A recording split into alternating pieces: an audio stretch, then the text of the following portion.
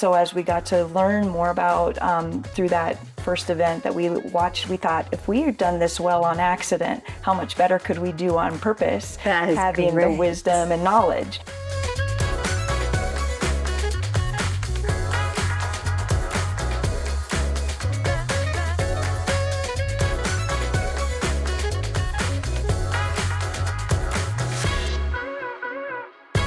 Thank you for joining us today on the weekly Wealth Builders Podcast. We are so grateful for all of you. And today I've got the most special couple that is joining me, Dale and Amy Eben. Welcome. Thank you. Thanks for having us. So you probably recognize them if you've gone to any of our events because they are the most amazing volunteers. They are always helping us, and they've just been a part of Wealth Builders for how many years now? 2020. 2020 is wow. the first. So 5 years. Yeah. And today's topic is going to be about their journey of building a real estate business with their family. And we were just talking a little bit before, we like to tell you that everything is always perfectly smooth. You never run into things, but that's just not the case. So we're going to be transparent with you. And also just, when you decide that you're going to do this, there are so many benefits. And they are going to give us some tips on how they've walked through some things, and they're really seeing this amazing dream become reality. So before we get started with that, I do want to let you know about Billy's newest booklet. It's called Kingdom Stewardship, Understanding Good and Bad Debt. And we want to give this to you completely free in the format of a digital download. So to take advantage of that and get this booklet, just click on the link below, and we will send you a PDF in your email, and you'll have access to this Kingdom Stewardship, Understanding Good and Bad Debt. All right. Well, Dale and Amy, welcome. So glad to have you here. Thank you. So tell us a little bit about yourselves. I know a little bit about you because we've been around each other for 5 years now, but just give our audience a little bit of insight into who you are. Okay. Well, we learned about Wealth Builders because I was listening to a podcast and Billy was talking about triple X, and he said that we could give 110%. And I'm listening and I'm thinking, my husband, who's an engineer, will not understand that math. And so I needed to learn more. And so that's why we signed up for the 2020. It was virtual. Yes. So glad you did the annual event, even though there were all those challenges. And so we, as a family, gathered in the basement and watched the sessions and got so excited. So we've moved since we've been married 28 years.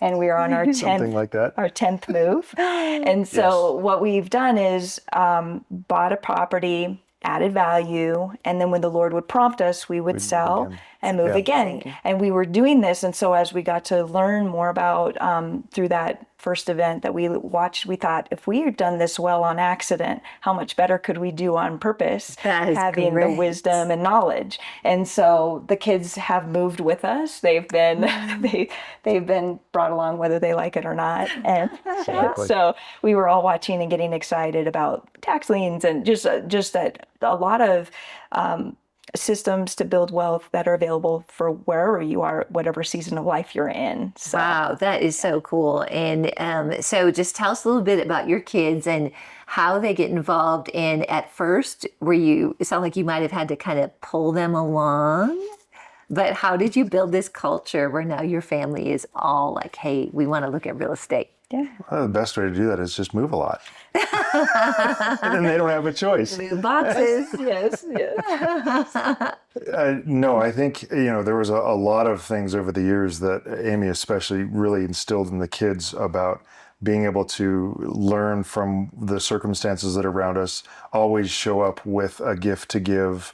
What can we learn about what we're going through today that will prepare us for what tomorrow might bring, and things like that. And so what we discovered after getting into the Wealth Builders coaching program was how to take some of those foundational things and start to translate it into investment, into real estate, and just the overall legacy wealth building journey, which is what we're trying to be all about now. Wow, that is great. And so I know Levi is involved with real estate. Yes. Any other kids involved? No, there's our oldest daughter. She has a desire for one day to be involved, not in a place right now that she can be, but there's been an expressed, so we're just working with her and her new husband on the relationship with money. What is money? What is the purpose of money according to the Bible? Things like that. And how do you start where you are today and steward the little things, the basic job in 9 to 5 kind of a job, even though it may not be very fun, very high paying. What do you do today to prepare yourself so that, as Billy and so many of our wealth builders coaches such as yourself talk about, how do you steward the little things so that when you get to the point where you have $1 million, you are a millionaire in your mindset? Oh, that is so good. It's all the foundational work right now. Wow, that's so good. So in that, you teach and train your kids. So you're just talking about them learning about the purpose of money. How do you go about that? I think there's a lot of parents and grandparents are like, I want to do that. How do we teach our kids that?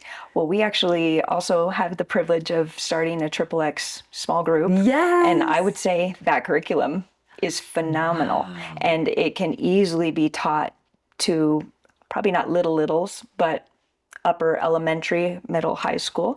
And because the principles, like Dale was saying, it's so much more about the mindset than it is about the transaction of dollars and cents.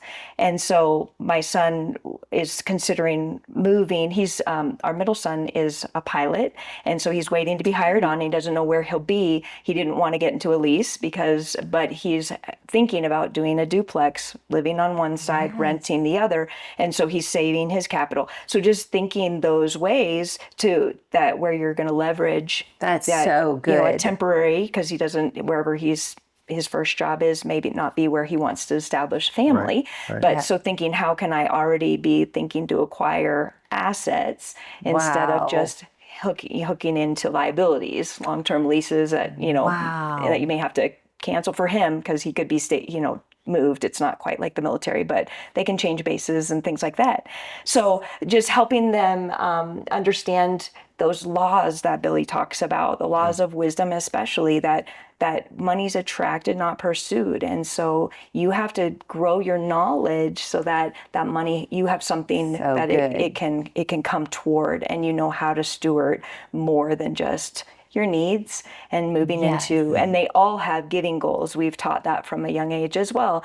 And we did something else super fun that the Lord gave me as an idea at Christmas time. We would have our tithes that we did through the year, and then Dale and I would look and we want to give extra. And so we as a family would meet together around the tree, and it was the first thing that we would do after breakfast. And we would take some of those catalogs of what are some that where you can the World Vision catalogs? Yeah. So our daughter was a seamstress, so she gave sewing machines to women in India, and our son really wanted goats, and so he gave goats. We ended up with a goat herd. So he sewed. There's probably a whole story. There's a whole story there. But he was so wanted goats, so he gave goats. Because then that's where they can milk the goats, sell the milk, and so we used our family wealth to be a blessing. So we taught them, and that was when they were real little, and they loved. And we did that before we opened our own presents. So we'd start with Christmas Day, giving out of these catalogs. Pick something in these catalogs that you want to give away, and here's the money that you have. Wow. And that's what we'll do. And then we move on to our own internal family gifts. It's better to give than receive. That is so good. I bet there's people that are writing notes down. We're going to do this for Christmas. It was so much fun. And it ended up being their favorite part of the day. And did you do that? Do you do every year? Yeah, we did it every year while we were together. Anymore, because they've left the house now. So they now can, but they think that way on their own and save some at the end to be able to just, above and beyond and find a need and meet that need, because we're blessed to be a blessing. And I've taught my kids, we're never too poor that we don't have a smile. Right. We never are too poor that we don't have a blessing to give. We always have something to give. And so it doesn't have to be financial, but that's where God looks at us and he sees that we're faithful stewards. Then again, we can steward more than, so money's just the least, right? It's the least of these things. That is so cool. Yeah. And your son, that's a pilot. Did you say he's 22? He's 24. Or 24. Yes. Okay. But when you said that, I was just thinking like, that is not how a typical 24-year-old thinks. And that's the difference between people that are taught, like you teach your kids, the wealth builders. I'll tell you more about the triple X factor that they're talking about. But I think every child has a capacity to think right about money, They do. but they haven't been given the opportunity. Right. So I just was thinking at what I was doing at 24, and it was not buying a duplex. Can I just say? Me either. Right. Yeah. Yeah. And so I think that is so joyful for us as parents too, because of connecting with this and teaching our children, they just think different at a very, very young age. Yeah. And it's going to really help them in their life. Yes. Yeah. Wow. All right. So tell everybody a little bit about the Triple X Factor. Okay. You guys are doing it at Legacy Chapel, which is Brant Epperhart's church. Right. But we were so thrilled when they said they wanted to be group leaders, because you can tell, like, who wouldn't want to be around these two, right? And they're living it. But tell us about that. The response was tremendous. It really was. We had a great response, and the group that's continued to meet, our discussions are so rich, and it's allowed couples to be able to talk about this very sensitive topic, but at a deep level and at a meaningful level, rather than maybe what was conflict, or just like for Dale and I, we were just not having the same vision about where we wanted the money to go. And so thinking generationally, thinking long term versus just what can we have for comforts today, those kinds of discrepancies, that's where we were early on in our our marriage, and having a vision that you can see together, and then have really good conversation, breaking down some of those walls, being willing to then step out and risk. And so, many of them have come to the events now. They're considering coaching because they're so excited about possibilities. Oh, and I love that. Yeah. And again, he's the curriculum really focuses on mindset, but he also does get into some of the nuts and bolts. And so, are you working your budget? Are you setting aside what you need and investing first in yourself, and then looking to acquire? And so all of that's had a really good momentum with the couples that have been a part, and we've encouraged them, take him home and teach your kids. So, and fill out the chart. Fill out the chart. Ask questions. What do I have in my hand today? Where am I on this? What can I do with what I've got right now that can begin to move me down the road to where I have a vision in the future, even if I am still paying off debt or am trying to find my first house, or wherever on the journey they might be. Wow. I bet you guys are the best group leaders, and we wanted to test this a bit. And so we really appreciate you stepping into this. And I just want to let all of you know that we're actually working on a website. I don't think I've told you this, where you can connect with Triple X Factor groups. Really, it's going to be worldwide. I'm just visiting with a couple people that want to do the Africa one. Nice. So we opened it in Africa, but it's 15 videos, and it's got a workbook, it's got a devotional, and it's got the Triple X Factor chart. And so do you guys watch the videos together, or do they watch the videos before they get there? We've done both. We watch one together and then discuss, and then I send them with homework, just because of the nature of how we were meeting. There was too long of a gap, and I really wanted to keep the momentum. So I'd send it, and then we would start with whatever they watched at home. We'd start with discussion. And so I that was a really nice rhythm. Actually worked really well. That is so good. And we've got 3 levels. One is just if you want to do it personally and with your family, it's just $197. We've really priced it really well. And as you can hear, I mean, it is life-changing, just the way you think about money. We've got the small group one, and then we've got a church one. So if you want to learn more, just click on the link below, and it'll take you to the Triple X Factor landing page. All right, so Dale and Amy, don't you wish we could tell people that when you go into real estate, you'll never have a problem? I wish we could tell them that. But Be nice. Wouldn't that be nice? It would be so nice. But part of what we learn together and in coaching too is, there are things that you sometimes have to face. And I really love you guys' attitude. So you have a property that is under contract now. It was awesome. It was a fix and flip. The market changed a bit. Mm-hmm. So how did you guys step through that, and how did you connect with God to kind of get on the other side and get that under contract? When you taught, I believe you taught on Romans 15:13.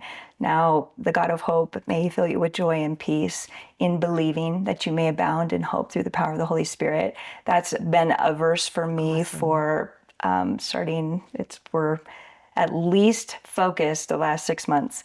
And really, when we encounter these kinds of situations, what I would say is that it's not so much that circumstance that's important, but our response to it, because God is challenging what we're believing. Yeah. He's not challenging us to, who he is or who we are. It's really what we believe about what he says, what we believe about who he is. So it was, we went into this deal with a promise, and we had to stand on the promise, because faith by definition is in the invisible. And one of the ways that, because we do still have some of the kids at home, but also just open relationship with them, is I don't hide the process from them. Because I feel like, you can come over here and promise that this will be the case, but when they watch us walk it through, that's really where the lasting influence happens. Wow. And so that authenticity, and it's raw, and there were some weak moments for sure. Yeah. But I think that for me, it was just believing that the Lord would bring us to the other side, and that we needed to keep moving forward. So the deal also affected us personally. We timed the market and sold our home at the peak of the market 2.5 years ago, and we were waiting for the opportunities now. We knew that they would be, things are on sale. And because of the hiccup with holding this property, it was looking like we would be disqualified from the very thing that we were trying to position ourselves to receive. And God showed us that that wasn't the case. And so we moved forward and purchased a personal home, and then just right in the same steps of faith, the contract came in, and then we've walked through that, and more resistance is breaking. And so Billy teaches that there's a difference between, we have to discern between when the Lord is saying, whoa, hold on, and when the enemy is just presenting resistance. Resistance we have to push against to get stronger. And so every day just working that faith muscle of declaring, no, he is a God of hope, and he is filling me with joy and peace. And I do believe in I have correct thinking around this, even though the circumstance is trying to give me a different message. And it would have been a very different story if we hadn't have started the journey with promises. If we didn't have some words that Brant, Pastor Brant from Legacy, you mentioned him earlier, Brant Epperhart, he's our pastor. And if we didn't have some words from him and Billy and others in the Wealth Builders community to stand on, it probably would have been a very different journey, because we couldn't have gone back and referenced, here's what God said about this situation. So it was so perfect on paper, and it was awesome, a perfect fix and flip, right up until it wasn't. Well, now what are we going to do? Yes, you have a choice. When a fix and flip turns into a year-long process, it's not supposed to be a year for a fix and flip, but it has been. So if we didn't have those promises, it would have been a very, very different journey. Well, and deciding to agree with those promises. Yes. And I think that's the part too. And, when we go through things, it's not fun to go through it, but in that you're going deeper, right? And, God is, if we just remember this, God is positioning us to be able to handle more. And the more we don't want resistance, it's not, God isn't trying to give it to us, but when we walk through it, we can use it to strengthen us, which positions us to have deeper roots and more fruit. And you guys have walked this through with joy. You are closing today. It's so sweet. They actually have a trailer full of their staging items because they were cleaning the house out. But that's kind of the life of a real estate investor, right? That's right. Yes. Yeah. So, okay, this is going to sell on Mondays, closing on Monday. That's right. So what is next for you? We have a whole lot of things that are next. The question is always, which one of the ideas that we have, which is the right next step for us? So of the money that's going to come out of that sale, we already have kind of a list of some properties in a couple of different locations that we might want to consider. We have some other investments through Chad and the Wealth Builders investments side of things that we want to set some money aside for that. And then also probably doing a little bit on this house that we're moving into right now. Oh, Add some value. So add some value into that one. that is so needs some good. love. You got it at a good price at the right time. We got it at a good price. Yes. We actually got our appraisal back, and it appraised higher than the purchase price, which we haven't seen in a long time. Yeah. Guys, that's so amazing. So That's that so is awesome. So good.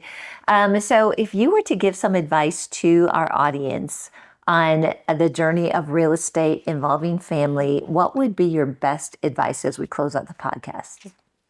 That's a loaded question. It is a loaded question. I think that vision is It's got to really be the important. vision. Yeah. And that you have unity as parents. You need to be unified in the vision, and then make it plain. So practicing those And write it laws, down. practicing those laws with your kids, the law of convergence, wisdom, some of these acceleration. And so I just think that vision is critical. Yeah. I mean, one of the things that we did, really, it was an inspiration through two specific talks that we received from Dan Dyer first, and in the very first Wealth Builders event online, when he gave his God of Generations, it just totally blew my mind, and everything that he talks about there, and the possibilities for what you can think about when you have a vision for not my kids and not myself and not even, my great grandkids, 100+ year kind of a plan.